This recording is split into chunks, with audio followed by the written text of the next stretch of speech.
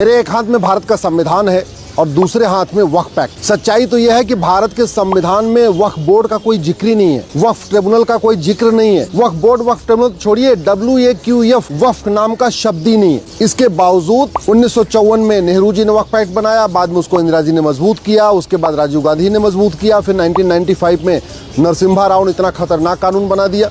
इस घटिया कानून के कारण 1950 तक जो वक्फ एक्ट की जमीन मात्र 50,000 एकड़ थी, आज की डेट में वो 10 लाख एकड़ जमीन हो चुकी। यानी 700 साल की गुलामी में वक्फ प्रॉपर्टी थी मात्र 50,000 एकड़। लेकिन जब ये कानून बना वक्फ एक्ट, उसके बाद वक्फ प्रॉपर्टी बढ़ने लगी और इतना तेजी के स्पीड से बढ़ी कि पिछले 75 साल में 50,000 जो एकड़ जमीन थी, आपकी डेट में वो 10 लाख एकड़ जमीन हो चुकी। क्या जैसे मुस्लिम्स के लिए वक्फ बोर्ड है, वैसे हिंदुओं के लिए हिंदू दान बोर्ड है क्या? जैसे मुस्लिम्स के लिए वक्फ ट्रिब्यूनल है, क्या हिंदुओं के लिए हिंदू दान ट्रिब्यूनल है क्या? जिस तरीके का अधिकार मुस्लिम्स को मिला हुआ है, क्या वैसा अधिकार हिंदुओं को भी है क्या? आज की डेट में मुस्लिम्स जिसको वक्फ प्रॉपर्टी डिक्लेयर कर देते हैं, उसका सीधे सीधे मुकदमा तो वक्फ ट्रिब्यूनल में चलता है। तो हिंदू जिसको वक्फ अपनी दान की प्रॉपर्टी डिक्लेयर करते हैं, उसका मुकदमा फिर हिंदू दान ट्रिब्यूनल में चलना चाहिए। फिर तो काशी, मथुरा, भद्रकाली, भोजशाला, अटाला, ये सारे मुकदमे कोर्ट में नहीं चलना चाहिए, बल्कि हिंदू ट्रिब्यूनल में चलना चाहिए। ये जो कानून है वक्फ एक्ट, संविधान की धज्जियां उड़ा रहा है। इसकी कोई जरूरत नहीं है। भारत के संविधान में जो शब्द